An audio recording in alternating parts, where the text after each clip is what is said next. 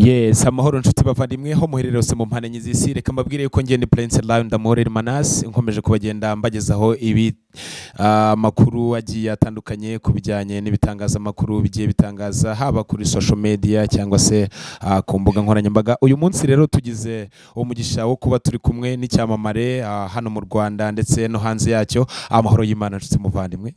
Amahoro.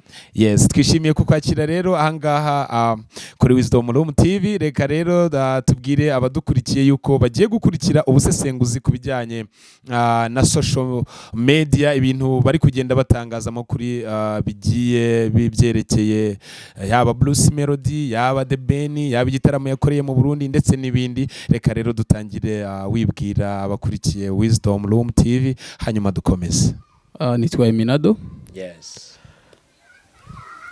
Si byose. Twishimiye rero gukwakira Eminado anga rwose wumve yuko rwose ari mu rugo, hano ni mu rugo, umuvandimwe wacu mu buryo bugiye butandukanye kandi mu bintu bigiye bitandukanye. Twizeye neza yuko uri umuhanga mu bintu byinshi bitandukanye. Iki ngiki nacyo ni ikintu ubarizwamo entertainment na showbiz. Mu by'ukuri hari saga yagiye igenda ikwirakura ku bitangazamakuru bigiye bitandukanye byandikira kuri internet ndetse n'ibitangazamakuru bikorera hano mu gihugu mu imbere mu Rwanda. Bagiye mu by'ukuri bavuga ku bijyanye n'igitaramo The Ben yakoreye mu Burundi, yari hatwitse bikomeye n'umugore we Pamela. Mu by'ukuri byagiye bisiga inkuru zigiye zitandukanye, ariko cyane cyane hari inkuru yasigaye yo iyibwa rya telefone ye. Ariko wenda reka duhere kuva igitaramo gitangira, kuva ibiki agera ku kibuga cy'indege akakirwa n'umwami. Mu by'ukuri biriya bintu byo kwakirwa kwa The Ben nk'umwami, akabyinirwa, akavugirizwa ingoma bigakomera, wowe ubibona nka gute nk'umuntu ubarizwa muri kino gisata cya entertainment? Thanks my brother. Kira kintu cyavuzweho ni ikintu cyabaye ikintu cyasaga kirekire. Igitaramo cya The Ben cyari igitaramo cyari kitwezeho ibintu byinshi n'abanyarwanda, kandi koko niko byagenze. Noneho iriya kese yaje ije mu byo iba ikintu kidasanzwe ibindi. The Ben yakoze agashya. The Ben umuhanzi mukuru mu Rwanda, wakoze ibintu birenze. Nibaza yuko igitaramo yategura muri East Africa, igitaramo cyakwiye kwitabirwa n'abantu benshi batandukanye. Kira gitaramo niyo mpamvu ntago mise musubiza direct ku kibazo mbajije, ariko kira gitaramo ni igitaramo cyari kiri ku rwego rw'igiciro cyo hejuru. Ndaza ko no mu Rwanda nta gitaramo cyari cyagera kuri la price rwose igiciro cyari kiri hariya mu Burundi. Ko kira gitaramo cyari igitaramo kiri ku mafaranga y'amarundi miliyoni muri VIP so ahandi 500,000 by'amarundi. Abazi kubigabanya wenda sinzi agaciro n'amafaranga menshi cyane agera mu 360 nangahe by'amanyarwanda menshi birumvikana. Ariko ukurikije urwego abantu bitabiriyemo, buri wese yarabibonye, nawe warabibonye. Wabonye ku buryo abarundi bitabiriye igitaramo barishima nubwo hajemo ikibazo cya Big Fizzo kuba atararirimbye. Ndetse bigatuma abarundi banasakuza bavuga ati amafaranga yacu twishyuye. Biriya bikaba byaranabaye ni case nanone nayo abantu bazagenda bagarukaho bitewe n'ibitekerezo bazagenda baduha. Mu by'ukuri ukabona yuko kira gitaramo nubwo kiri cyashyizwemo amafaranga hambaye, ibintu abarundi bari biteze yego barabibonye, ariko mu by'ukuri harimo ibyo batabonye. Ibintu byinshi nago babibonye kubera yuko kira gitaramo ari no mu type twaganiriye amubwino. Ambwira ati table ari uburyo bari bateguye abantu bicaye muri VIP y'ibintu bagomba kugenerwa ku matable kumeza, ariko babasha kubibona. Ariko ibyo byo ni ibintu tumenyereye muri ni ibintu biba bisanzwe. Ese muri East Africa bakubwira ngo ibingibi biraba ngo gutya na gutya ngo ishyura bo yo bamaze kurisivinga amafaranga bakora ibyo bashaka. Uwateguye igitaramo bayumva yuko yamaze kunguka nta kindi. Ibya kugenera ni ibyo ngibyo kabisa. Mu by'ukuri igitaramo kirabaye, The Ben n'umugore barakiriwe, ibintu birakomeye, ndetse The Ben agera nubwo aririra ku rubyiniro, ahamagara umugore we ku rubyiniro. Mu by'ukuri karakantu kabaye ko kurira, ndetse ukabona harimo emotion cyane. Mu byo nkamwe abantu banariza ibintu bijyanye na showbiz and entertainment. Mu by'ukuri ibi bintu mwebwe mwabonye bihatse iki? Mani, ikintu kitanshimishije no kuba The Ben yarahamagaye umugore we ku rubyiniro. That the first things. Abantu benshi bafite abadamu, abahanzi benshi. Of course. Diamond yatunze umugore benshi, abagore benshi ubwo bagera nko muri 4 batari kumwe, sibyo? Mu Rwanda tuvuga Riderman afite umugore. Benshi. Na Blues Melody afite umugore by the way. Wenda n'abana ari kuri we. Afite umugore. mu Rwanda nibo turagenda tuvugaho abantu bafite izina ryo hejuru nyibutsa ariko abandi barimo cyane bafite abagore benshi bafite abagore cyane. Ntabwo yagomba gukora igikorwa nka kiriya cyo kumurika umugore okay, akoze ikintu cyo kujyana umugore mu Burundi mu gitaramo, akoze ikintu it's fine kugira ngo wenda murinde amutegurire nyine. Ntago mpamye neza yuko byari ngombwa ko Pamela agomba kujya ku rubyiniro mu Burundi. Rwose abantu benshi bagiye bagenda babivugaho baravuga batese uyu murya. Anyway, cyane yuko bazi yuko Pamela mu by'ukuri ni umumisi, ni umuntu umenyereye social medias, ni umuntu umenyereye ibintu bijyanye n'itangazamakuru n'iki, ariko mu by'ukuri bakaba barageretseho akantu ko kuvuga ati ese byari ngombwa yuko The Ben n'umugore bahurira ku rubyiniro, wenda byari kuba ngombwa yuko umwe ategura stage ye akabanza, cyangwa se ntabwo ari umuhanzi, si umukinnyi w'amafilime, yes, ndetse no kuri iyi mihanda abantu benshi twamumenye kubera The Ben, right? Of course. Ntabwo ari ngombwa rero ko nge ntabwo mpamya neza ko byari nazanabyongera nge ku ruhande rwanjye pe, numva it's not necessary ko umudamu yajya ku rubyiniro. Abastari benshi mu Rwanda turabazi ariko never ubuse umugore wamuyobokera umuntu muzi, nta muntu muzi, ariko umugore se wa Nobugisi hari umuntu muzi bose niba bari muri icyo gitaramo cyane, ariko ntabwo ari ngombwa yuko ushobora gupresenta buryo umugore ni sekewa ni nk'umwana. Of course. Ni ibibazo bindi bivutse. Hanyuma noneho hagaragara The Ben yibwe telefone. Ibi bintu mu by'ukuri mwebwe nk'abantu murebesha irindi jisho mu bijyanye n'itangazamakuru n'ibi bintu by'ubwamamare n'ubuhanzi, ibi bintu byo kwibwa telefone bya The Ben ndetse bigateza saga irenze, mwebwe mubibona mute? Kiriya gitaramo cya The Ben hajemo ibibazo byinshi. Yes. Abanyarwanda benshi bagiye babyumva bakumva amagambo y'uburyo habayemo gukubitwa ku bantu bamwe Exidila na Murugo kuri case yabayeho. Bavuga yuko Exidila yari ari gucuruza amatike ku muryango akajya yinjiza abantu ku buryo butemewe cyangwa ubw'ubunyanga n'iki, akaza mu rwaserera. Ikintu cyaje ari rurangiza. Exidira wavuzwe kuri iyo gahunda yo gukubitwa urushyi. Byamenyekanye yuko ari we Prito ntabwo abishamywa, ntabwo byari byahamywa, ari muri ribu kurikiranwaho kwiba telefone cyane ko ni telefone. Exidira akurikiranwaho kuri icyo cyaha ni impamvu yari mu gitaramo cya The Ben. Cyo ni ikintu kimwe. Amakuru avuga ko yagiye ku meza ya The Ben, aho The Ben yari yicaye, yewe agafata n'ikirahure agasuka inzoga. Iyo ni inkuru ya mbere. Ibi ni nabyo byakomeje gukurura urujijo cyane. Dafitiye gihamya. Ibyo byakomeje gukurura urujijo cyane kuko bakakanya tuvugana itangazamakuru ndetse ryo mu Rwanda ryamaze gutangaza yuko hari umuntu watawe muri yombi. Exidira yatawe muri yombi kubera iki? Kubera yuko ino telefone yaje ayizanye ubwe, we yarayizaniye mu Rwanda. Hanyuma ibintu bikomeza kugenda bitera urujijo. Abantu baravuga batese nimba atari we wayibye akaba ari we wayizanye, yayikuye hehe? None ugasanga mu by'ukuri ni ibintu bitera urujijo, ariko abangaba bombi baziranyeho kuko Exidira aziranye na The Ben, bari banabizi neza ko ari we wageze aho ngaho, ni inshuti kuva kera, ni ibintu bizwi. Umuhanzi ashobora kwemerera akajya kuri table ye agasuka inzoga, yewe before na Exidira yajyaga postinga amafoto abantu bose barabizi kuri social media ziwe cyane rwose, The Ben yo mu bwana rwose bakiri mu Rwanda. The Ben akiri mu Rwanda urumva ni kera, ni abantu baziranye ku bintu byinshi, baraziranye rwose ku buryo butangaje ndetse cyane rwose. Amakuru rero avuga ko Eric Ndagijimana uzwi nka nyine ku izina rya Exidira yatawe muri yombi ku wa gatanu. Yego, ku itariki ya 5 Ukwakira 2023 akurikiranweho icyaha cyo kwiba telefone ya The Ben wari uri gukorera igitaramo mu Burundi. Mu by'ukuri nk'uyu muntu Exidira ni umunyarwanda, ni umuntu umenyerewe mu bintu bya showbiz, arazwi. Mu by'ukuri akaba yagaragaho kino ni igiki bigaragaza mu by'ukuri. Exidira asanzwe agaragaraho utuntu duke tunyanga n'iki, ariko ntidushyirwe muri social media. Mani ukuntu iyi social media yubatse, ari uburyo abantu bashobora kuba bakuzi ku buryo badashobora kugushyirira ibintu byawe hanze direct bagushyirira ibintu hanze direct ariko yagaragayeho ibintu utuntu twinshi tutunyanga sinzi niba warumvise saga yo ku gitaramo cya Mbonye narabyumvise rwose gitaramo cya Mbonye bavuga yuko yacuruje amatike ku buryo butemewe hakabaho gusaba imbabazi nk'umuntu umenyerewe iki gihe umaze igihe kinini muri iyi mihanda bakamwihanganira ntibiteze ikibazo gikomeye ariko akamaramaza kabaye wa mugano w'abarundi akamaramaza kabaye ejo bundi mu Burundi ku gitaramo cya Deben exterior bivuga ko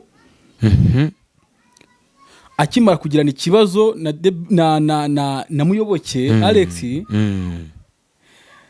yabwiye bamwe mu nshuti ze yuko arakora ikintu kidasanzwe muri kiriya gitaramo ntabwo ari telefone Banyarwanda mu nyumve neza ariko yavuze we ko ubwe ku giti cye ari buze kuza gukora ikintu kidasanzwe burya umunyarwanda ajya avuga ngo imbarutso imbarutso sinzi ukuntu babivuga mu kinyarwanda ariko umutego w'ikinyoma ushibuka nyirawo gihari ashobora no kuba yarabivuze pe atagambiriye ari buze kwitwara kuko bavuga yuko hari umuntu wamutumye cyangwa iki yaratumwe kuko ubwe we yemeye kwishyura miliyoni 3 z'amafaranga y'u Rwanda hanyuma ndetse aza nizo bagombaga kumwishyura mu by'ukuri cyari kigambiriwe ngo kwari ugukuramo amasezerano yararimo yari yagiranye nyine n'abari bamuhaye uburyo bari bamutumiye mu gitaramo muri iyo telefone nibyo nimwo byari biri ndetse namwe mu mashusho yararimo ntaguciye mu ijambo kuri iyo diro y'amasezerano bashaka gukuramo hari igitaramo ari umuhungu uba muri Sweden bamwita Neri ni inshuti ya Deben cyane yari inshuti ya Deben kwa kundi buri inshuti y'umuntu bisanzwe uwo mutipe aza guhamagara Deben aramubwira ati rero musaza hari ahantu bari kukwaprocinga ufite igitaramo Deben wumve ko atigeze amenye yuko ari no mu Burundi uwo mutipe ndetse we yagiye yiyitirira yuko ari manager wa Deben baramufata nk'umuntu w'umumanager urumva araprocinze aje avuze ati ni manager iki n'ibiki barabyumva wenda yerekanaga na evidence ati dore njyewe ndi umumanager wa Deben n'ibiki n'iki uwari wateguye igitaramo ntabwo ndi kwibuka izina rye neza n'uyu nguyu wakizanye mu Burundi niwe wakizanye mu Burundi kuko yaje kubona yuko kugitegurira hakurya bidashobotse bari kumwaka mananiza aravuga ati okay kino gitaramo reka nkijyane muri South Africa especially mu gihugu cy'iwabo cy'i Burundi kuko nawe ni umurundi of course yishyuye uwo bita Neri wo muri Sweden muri Sweden bari mu Swiss I think ariko ni modern ni hakurya iyo ngiyo umunyarwanda n'umwana w'umunyarwanda yamwishyuye miliyoni 15 yishyura Deben yishyura Neri nka avance uwo Neri yaje guhamagara Deben nyuma yuko yishyurwa amafaranga urumva ku gitaramo bari bumvikanye miliyoni 50 ego mana yanjye z'amanyarwanda bamuhamo miliyoni 15 nka avance yo kugira ngo bitegure bazabahe n'amatiketi baze mu gitaramo nka manager yani ibintu byumvikana urumva ko ni ikibazo mu by'ukuri umutipe Neri yahamagaye Deben aramubwira ati Deben hari abantu batwaprocinze yuko tugomba kujya gukora igitaramo Deben nyirubwite yumvisha yuko igitaramo kiri mu Burundi yumvise ko ari mu gihugu uwo mucyo hanze iyo ngiyo abamo Swiss yari yamuhamagaye online kuri WhatsApp baravugana noneho n'uwo mutipe manager yari ariho uwo now niba ari wateguye now baravugana bamvika ba Deben amubwira uwo mutipe aramubwira ati bimeze guri ariko yamukizeho nyuma yo kumubwira igiciro cy'amafaranga azamuha na Deben yabwiye Deben yuko igitaramo bumvikanye miliyoni 15 45 plutôt nawe agafata 15 nk'umuntu wamushakiye agazira Deben nawe bwate amafaranga nawe nge nyakorera nago nayakorera nk'umuhanzi w'icyamamare kandi ugeze ku rwego rurenze ndiho ntabwo nshobora gukora amafaranga y'abana bari gutangira n'ikibazo wenda sinzi na standard urumva mu by'ukuri tugarutse wenda kuri kino kintu cyabaye dukomeze Neri akimara kubwira The Ben mu mafaranga The Ben yanze bakiri kudiskita iki uko bizagenda bakora discussion yahise ahashyiraho wa muntu nawe nyiri ya company yateguraga bira bitaramo nyiri ya company araza ajyaho baravugana yumva amubwira ko ari igitaramo bari gutegura ariko ntiyashyiramo kuroze y'amafaranga kuroze y'amafaranga atayishyizemo Ben nk'umuhanzi mukuru yahise abibona ko diro zikorwa yabonye nimero ya conference ya boss ahita ayifata aca ku ruhande yihamagarira mwenyewe kabisa nagira ngo nkubwire kugira ngo umenye neza iyo saga yuko birirwa bavuga ngo Eric Dira telefone kugira ngo bakore amasezerano n'ibiki byose na voice note yavuganye na DB n'ibiki byose niko babivuga ariko sina evidence tubifitiye twese na evidence yaragiye aramuhamagara nyina nawo aramwibwirira boss mwenyewe ati uziko amafaranga iyo miliyoni 15 bazihaye neri nka manager wawe mani ibintu birenze Debe nakimara kubyumva aramubwira ati ngiye ntago mbizi naho uramutipe anamubwiza reality nta nubwo uramutipe ari manager wanjye uramutipe ni inshuti yanjye bisanzwe nk'umuntu nzi ushobora kujya kudiringa twese turabizi imana abasani bose bo mu Rwanda ukuntu ibitaramo bidiringwa nta musani ushobora kujya kuri tere ngo ajye kwidiringa ntago bibaho abasani benshi bo mu Rwanda turabizi n'aba manager bagira baba hari selfish bishakira bihigira aribo ba deal makers ubwo bimaze kurangira gutyo Debe nakimara kumva reality ahita avuga ati okay kumbe ni gutya ibintu bimeze ahita afata conclusion aravuga ati noneho rero dore ukuntu ibintu bimeze ngewe nimureke twumvikane kugira ngo igitaramo kibe musigare mukurikirana igisabo byanyu cyane ko byari byabaye adahari kubera ko byari byabaye atanabizi niwe muhanzi uratuma bamamaza bagomba kwamamaza iki kubera ko yamaze bakumva mu byonyine agaposting right ibyo byahise bikorwa gutyo Adebene atangira kugirana connection na nyiri igitaramo nyiri gutegura igitaramo banamuha n'amafaranga asabwa kugira ngo atangire yamamaze akonfaminga yuko icyo gitaramo ko azakizamo rero bivugwa ko uwo mutipe yaciye ku ruhande agashaka umuntu ushobora kumwinjirira kugira ngo evidence kuko we yagize akuremo ibyo bintu byose yaravuze ati cya gitaramo banyishyuye miliyoni 15 yewe na feedback bigeze bakora ngo banyishyuze y'amafaranga urumva ntabwo wagira ubwareka kugira na feedback nimwe yabayeho igeze ibaho kugira ngo bambwire ngo ndishyure y'amafaranga tuzane watubeshye kuri manager wa runaka can you bring our money ariko we receive y'amafaranga arayifite nibyo yavuganye nabo birahari is recorded ibyo bintu byamutiye Fred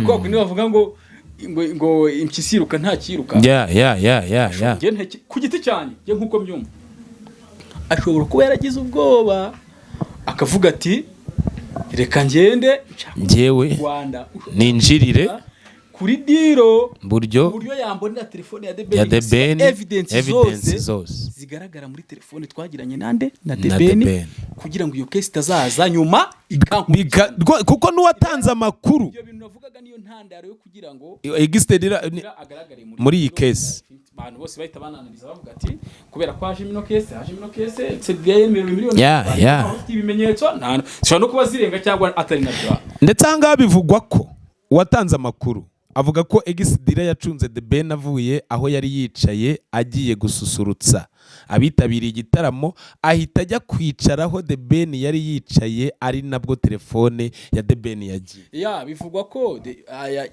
koko Exidira yarahicaye nkuko babivuga koko igitaramo kikimara kurangira bantu bavuga bose ko Exidira yahise ajya kwicaraho DB yari yicaye urumva nk'umuntu wari uri kujya ku meza bwa mbere The Ben agihari agasuka inzoga akamuha chance n'iki nk'umuhanzi n'iki banamenyeranye baraziranye noneho ngo igitaramo kimaze kurangira Exdra yahise ataha yiruka atagiye muri after party ahita yirukanga kubera yuko yarafite igihanga yarafite ikintu agomba kujya guhisha. Ibyo ntabwo twayimushinja musaza, ntabwo twayimushinja kuko abantu buri wese igitaramo kirangiye agira uko ataha. Oya nukuvuga ngo amakuru yo yaratangajwe. Amakuru yaratangajwe ngo Exdra yahise ataha ajya aho yari yaraye ndetse ibintu batangira gushaka telefone watagihari. Nase brother kankubwira. Niba wagiye mu gitaramo kirangira saa 5. Hari umuntu ubujijwe gutaha saa 4. None ikintu cyateye abantu urujijo nukuntu ngo bwakeye ataha i Kigali. Ya bucya sinzi niba iyo information abantu barayimenye, abantu ntago bigeze bamenya ko hariya mu Burundi habaye ibitaramo bibiri byikurikiranye. Hari igitaramo cyabaye cya mbere cya VIP kuri 30, kuri 30, haba n'ikindi gitaramo cyo kuri 31. Yeah, nimba atari ku ya mbere mwaho. Niba atari ku ya mbere I think so, ariko habaye ibitaramo bibiri kandi mu gihe kimwe kandi bibera muri same place I think so. Ariko bifite prices zitandukanye. Yeah. Rero hari abantu bitabiriye igitaramo cya mbere ariko ntibitabira igitaramo cya kabiri. Ibyo ngibyo byose ibyo byarabaye. Kandi n'uburenganzira bw'umuntu kuba yajya mu gitaramo cya mbere. Exdra si umunyamakuru yari yitabiriye nawe ibitaramo. Umunyarwanda wakuranye na The Ben, umukunzi wa The Ben wagiye kumushyigikira. Ibyo yari afite uburenganzira bwo gutaha, ntago byajya kuri. Ikintu cyatangaje abantu nuko telefone ya The Ben yagaragaye ahazwi nko kwa Mutwe i Nyamirambo. Nane ubwo Exdra nyene ngo yayizanye ku itariki 2 ukwakira 2023 igaragara hehe aho ngaho i Nyamirambo. Abantu niho maybe birashoboka yuko yaba ari watuye cyangwa se akaba ariho yayigurishije. Amakuru avuga ko Exdra atuye Kicukiro I think. Naho bwa mbere babanje kubona telefone bakicana. Kuko mbere yo aho Nyamirambo uri kuvuga Eric Teke niwe wagiye guforomata telefone ya The Ben. Eric Teke abantu bose baramuzi simwamarije yatwishyuye. Oya we nta n'ikibazo. Ariko n'uburyo ngo n'uburyo kugira ngo dukureho urujijo mu Banyarwanda. Bwa mbere ribu igitangira gushakisha trackinga telefone ya The Ben. Bayibonye Kicukiro ko aho Exdra atuye. Niho atuye kuko atuye Kicukiro. Niho bayibonye. Hanyuma cyatumye umuntu yagiye mu gitaramo cya The Ben. Niwe muntu utuye muri no quartier. Nawe Exdra telefone ni isa nagwira afatwa mu biganza gutya ifinga. No kuvuga ngo uwatanze amakuru we yavuze ko hari Eric Exdra sibyo hari kuba telefone ari biri kuboneka bari ku tracking bakayibona muri quartier yaho atuye. Kandi we muntu wagiye mu gitaramo cya The Ben birenze kuri ibyo yicara no ku meza ya The Ben kuko nawe ubwo arabyiyemerera none bakanamubaza impamvu yahise ataha atitabiriye igitaramo. Oya bivuga yuko Eric Exdra nta transport yari afite ajya muri kiriya gitaramo. Umuntu wamuhaga yatse lift. Yatse lift umuntu bita Bahati Makaca. Uramuzi? Makaca ndamubona. Yego. Niwe wamuhaye lift arayimusaba nk'umunyarwanda mugenzi we umuntu babana muri showbiz. Baziranye aramubwira ati rero Bahati kunaje naraje ngiye naje mbere ko igitaramo cyabaye kwa kangahe? Igitaramo cyabaye ku ya mbere ku itariki ya mbere ukwakira 2023 ari nabwo Exdra atitabiriye. Hari icya mbere cyabaye ku itariki 30. Yes. Rero Exdra hari kwa kangahe? Hari kwa gatanu? Kwa gatanu maybe ku 10 but anyway. Hari kwa gatandatu. Yes. Exdra yagiye i Burundi kuwa 4. Agiye mu bantu gutohoza amakuru iki ko bizagenda ko wasanga yari yanagiriye kwipangira izo deals. Oya na The Ben yari ariyo kandi The Ben ni inshuti ye. Bari no kumwe bari kumwe. Yajyaga barajyanaga yari umuntu wisanze mu Banyarwanda uba kuri iyi mihanda nkuko abantu babivuga. Urumva nta kintu cyari kumubuza kuba ari kumwe na The Ben. Rero Exdra impamvu yatashye mbere nge ntekereza ku giti cyanjye ariko ku giti cyanjye ntekereza yuko ari uko atari afite lift. yasabaga lift kuko na transport yari afite we nta n'ubushobozi bwo gutega indege afite kandi transport yo mu Burundi kw'iki gihe ni ikibazo. Ubwo yarebye umuntu w'umunyarwanda w'iwabo Bahati Makaca aramubwira ati rero urama lift, aramubwira ati mfite mu mwanya nta kibazo ndagutwara. Ari nacyo kintu cyatumye ataha na ni isaha confusion ya Bahati Makaca ni umuntu ufite ubwoba kuri la case ya The Ben. Ni umuhanzi mukuru mu Rwanda, sibyo? Birenze kuri icyo ngicyo, ni umuntu wafashe initiative yo kugira umuryango mu gihe gito, amaze amezi 2 arongoye, abanye n'umudamu we mu diaspora. Ni intambwe ikomeye, ikintu kiza umuntu ashobora kumwubahira. Ariko kuba itangazamakuru bishobora gutangira bikavuga ngo Bahati Makaca niwe muntu watwaye Eric Exidira amuvana i Burundi amugeza i Rwanda. I Burundi barasangiraga. Buri muntu wese wanarije icyo kintu ahita yumva yuko Bahati Makaca nawe yarari muri iyo kese yo kwibwa kwa telefone. Yes, ibyo rero byahise tuvuga no gutaruka, ibyo byahise bikongeza umuriro. Rero nanone ikira gitaramo cyabire mu Burundi byahise bikongeza umuriro hagati ya The Ben na Bruce Melody. Abantu benshi bavuga bati urabona yuko bira bitaramo mbere yuko biba habanje kubaho barakujya mu itangazamakuru. Ese no gusuzugura itangazamakuru ryo mu Rwanda. Yes, no kuvuga ngo nyine ibintu abantu bagenda batangaza bigiye bitandukanye mu buryo bugiye butandukanye. Nyine nguku Bruce Melody we aravuga ati muramutse muzanye The Ben ku rubyiniro tugahangana nta kibazo. I'm not afraid for this guy cause he's my brother, we in the same career. Dushobora no gukora ibintu bimwe ariko none nge nshobora kubikora ku buryo burenze. Noneho Bruce Melody avuga ati nge nshobora kubikora ku buryo burenze. Yes, rero ibi byose byagiye bibera mu Burundi bikaba byaragiye bikurura saga hagati y'abantu bahanzi babiri b'ibyamamare aribo The Ben ndetse na Bruce Melody. Itahi wacu Melody Mr. Yoho.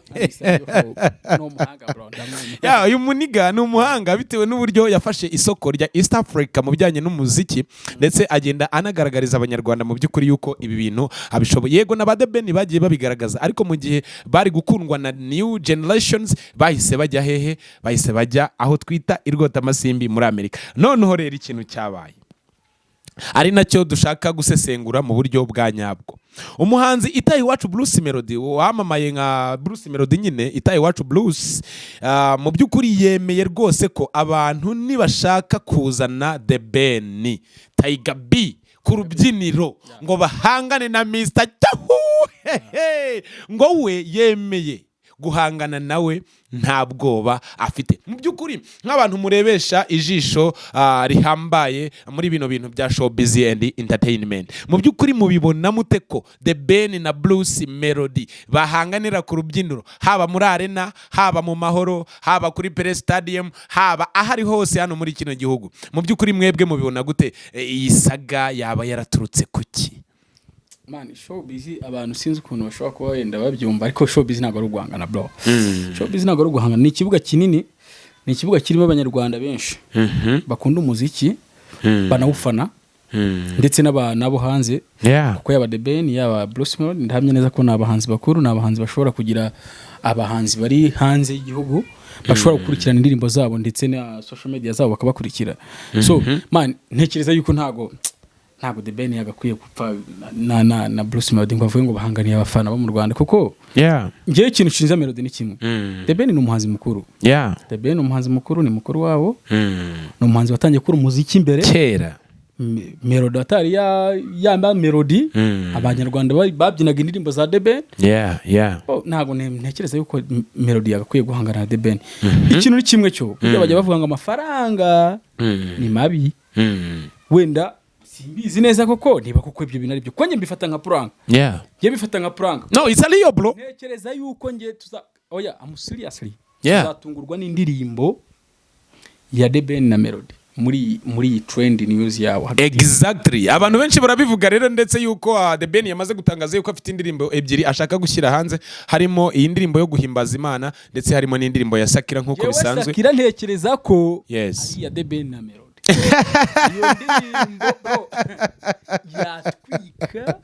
Ibintu byaba bibaye ibitangaza, byaba bibaye nk'ahandi umwana w'intama yicarana n'umwana w'intare bagasangira. atwika ku rwego ruteye ubwoba. Ibi ngibi rero Bruce Melody akaba yarabitangaje ubwo yarari kuri channel ya YouTube ya Murinda Habi Irene MURI Empire. Nibwo yatangaje ibi ngibi kubera yuko hari hamaze igihe abantu benshi babona yuko mu by'ukuri abantu benshi babafana bashaka yuko Bruce Melody ndetse na Tiger B cyangwa se Ben bahanganira ku rubyiniro. Mu by'ukuri buri wese umwe yemeza abafana be. Mu by'ukuri abantu bakaba bavuga bati ese ahubwo izi mbaraga bari gukoresha barwanyanya undi ku wundi, ndetse nta no kurwanyanya guhari kuko umwe avuga ati nge sinarwanya mugenzi wanjye, undi nawe ati sinarwanya mugenzi wanjye, ariko abafana bo mu by'ukuri bagakomeza guterana amagambo ngo umuhanzi wacu yabemeza, n'abandi bati umuhanzi wacu yabemeza. None ugasanga abantu bari kuvuga bati izi mbaraga bazikoresheje bakunga ubumwe bagakorana amakorabo ya Danje International. Wenda The Ben aravuga ati ngewe nagiye muri Amerika navuze kuvuga icyongereza birenze, nakoze umuziki ku rwego mpuzamahanga. The Ben na Melody we akavuga ati ngewe East Africa iranyubaha n'ibiki nakoze umuziki mu Rwanda, akarere k'ibiyaga bigari Karanzi n'ibiki. Mu by'ukuri mwebwe nk'abasesenguzi mumenyereye kino kibuga cya music industry cyangwa se showbiz and entertainment, mu by'ukuri mubona gute The Ben na Bruce Melody baramutse bahuje izi mbaraga bagakora, mubona hari icyo byabyara kurenza guhangana? Nicyo kintu tubura muri Afrika. Sirito muri Afrika. Muri Afrika habamo ibintu bya munyangire by'amashyamba bya uryenje nakameze gutya. Man, The Ben ni umuhanzi wavuye mu Rwanda ajya gukorera umuziki we hanze y'u Rwanda, ajya muri Leta Zunze Ubumwe za Amerika na Meri baragenda. Ariko bitavuze ko abahanzi basigaye muri Afrika by'umwihariko mu Rwanda batakoze. Barakoze brother, barakoze kandi n'abahanzi bakuru, n'abahanzi bakuru bose nta muntu basuzugura. Uwagize brother, wenda sinzi niba wari waganira n'umuntu ukora music industry uturuka kuri hasi kwese ubona nakubwira urugero rwandera bano ba Juno Kizigenza baokama abo bahanzi. Tugiye kuvanga umuhanzi, tugiye kugereranya umuhanzi wo hejuru no hasi, ntago twagereranya na bari abantu ko barakoze brother. Gusa nge icyo wenda nari mbivugiye abo baokama abo ba Kenisolo bande ni abantu bagiye bakurira ku birenge bya ba Bruce Melody, ntago bigeze bakurira ku birenge bya ba The Ben. Anyway, bagendaga birefera ku miziki bagenda bakorera hakuryiyo, ariko ntago wafata ngo abafatirwaho urugero, kubera yuko buriya umuntu afatira urugero ku kintu gihari. Aba bahanzi bacu ba Kenisolo abo ba Juno Kizigenda babwiza baki abo bose bagiye bafatira urugero kuri babo ba Bruce Melody babonaga, kuri abo ba Riderman bagumye mu gihugu, kuri abo ba J-Polly bagiye bitaba Imana, kuri abo ba Blavani n'abandi. Ariko mu by'ukuri ukabusanga abafana bo icyo bashaka stage iriho Bruce Melody wiyita Mr. Jahu ndetse na Tiger B ariwe The Ben, hanyuma bagahurira ku rubyiniro bakemeza abafana. Iyo stage ishobora no kutazabaho, of course, ku giti cyane bitekereza kuko stage ya Bruce Melody na The Ben ngewe ndahamya neza ko biragoye, ishobora kutabaho, ariko hashobora kubaho ubufatanye bagakora. Ni na ngombwa, ni nacyo kintu gisabwa cyane. Twebwe twifuza twega abanyarwanda bakunda umuziki. Exactly.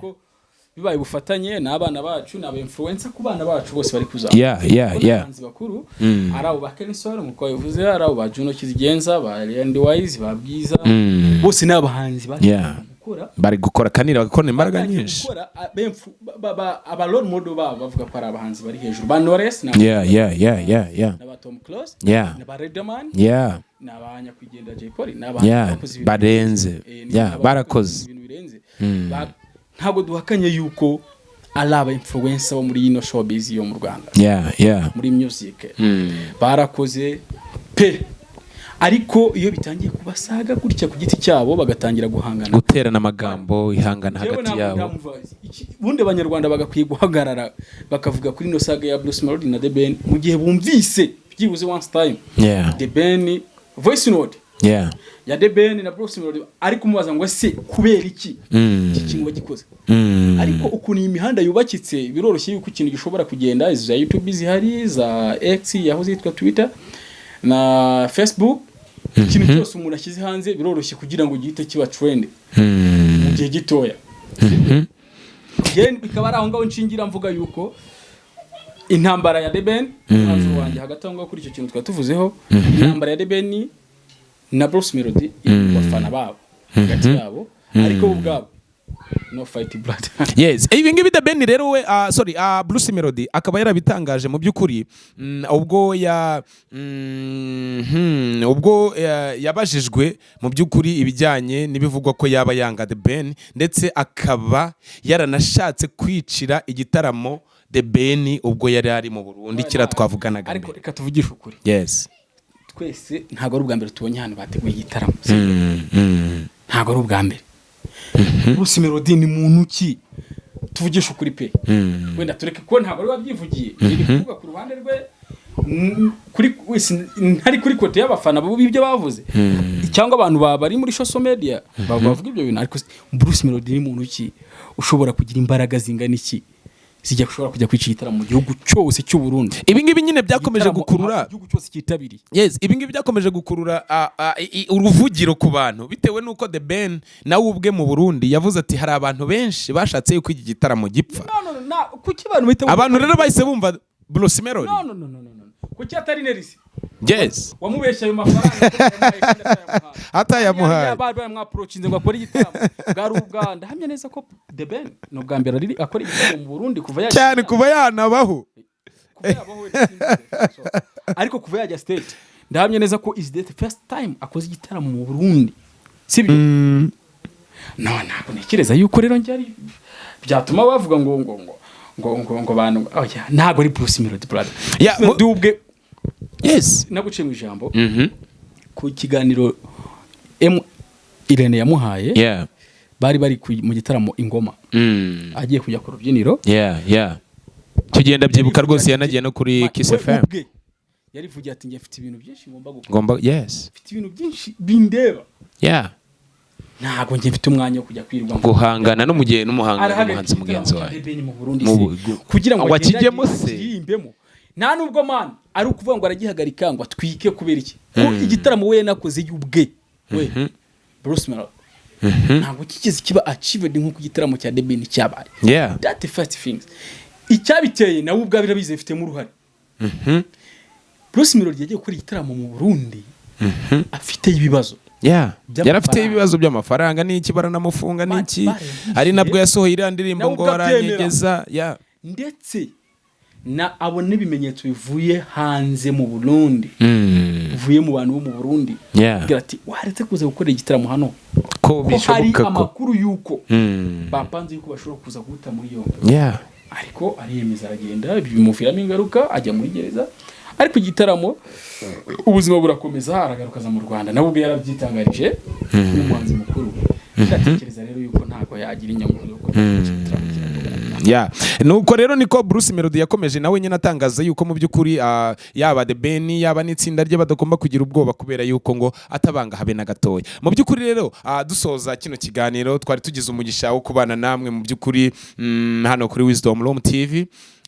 Ibi ni ibiganiro bizajya bigenda bigaruka by'ubusesenguzi ku makuru ari kugenda trending haba muri showbiz and entertainment, politics and economics. So rero ni igiki mu by'ukuri mwabwira baba bahanzi bakiri kuzamuka rwaba urubyiruko rushaka kwinjira muri music industry hano mu Rwanda cyangwa se hirya y'imbibi z'u Rwanda, ni igiki mwababwira mu by'ukuri muri bino bintu bya showbiz and entertainment? Amane ikintu nababwira ari kimwe, ikibuga ni kinini. Ikibuga ni kinini, buri muntu wari wese yakina umupira ndetse n'umugarite akabasha kuwufata. Nibareke dushaka amafaranga, uyashaka mu buryo bwo kwamamaza umuziki, uyashaka mu buryo bwo gukora publicité mu muziki we, uyashaka mu buryo bwo kuririmba agashyiramo imbaraga kararakora, abona amafaranga, uyashaka mu buryo by'ibitaramo, buri muntu wari wese muri kino kibuga yabaho yarya. Ariko ikintu kimwe cyo nanone nakisabira ntagiye kuvuga ngo ndagira ikintu nasaba abakunzi b'umuziki nyarwanda, sibyo? Mwebwe muri mube focus kubo mukunda, mu focus ku muntu bahiriza ibintu bizima. Mvuge ngo uyu muntu amereza ibintu bizima nshobora kumukurikirana day to day. Icyo nicyo kintu kizadufasha twubaka umuziki wacu kuva hano mu Rwanda kugira ibwota amasime tugire ku rwego twese twifuza. No kuvuga ngo baba bafana ba Bruce Melody, Itahi Wacu Blues cyangwa se Mr. Johu ndetse na Tiger B cyangwa se Mr. The Ben, abafana babo bakomeze bashyira imitima hamwe mu by'ukuri nta byihangana rihari ndetse nta nubwo rikwiriye. Oya ntaryo nta hangana rihari. Ngiye ku giti cyanjye nabivuze ni planka, ndatekereza yuko hari umuntu wabivuze ejo bundi Junior Giti aravuga ati jewe ndabizi neza ku isaha yari yose muraniteze yuko nzabona indirimbo ya Bruce Melody na The Ben, kandi ni umuntu uba hafi yabo, ni umuntu bari kumwe Burundi na The Ben, ni umuntu uvugana na Bruce Melody day to day. Nago ndinde wundi wo kujya kubihaka, ndinde wundi wo kujya kuvuga se ngo intambara irahari, wo kujya kuvuguruza. Yes, reka rero tubabwire yuko ibiganiro byacu arakagaruka. Uyu munsi twari turi kumwe n'umuvandimwe wacu ndetse w'umusesenguzi w'umunyamakuru wabigize umwuga ninde Eminado. Reka rero tubabwire yuko ngewe ubategurira nkanabagezaho bino biganiro by'ubusesenguzi by'amakuru ya nyayo ni Prince Lion ndamurera Manas the Great on the mic. Ndabakunda cyane. Iyi TV ibagezaho byose ni Wisdom Room TV show. Ciao, bye, turabakunda cyane.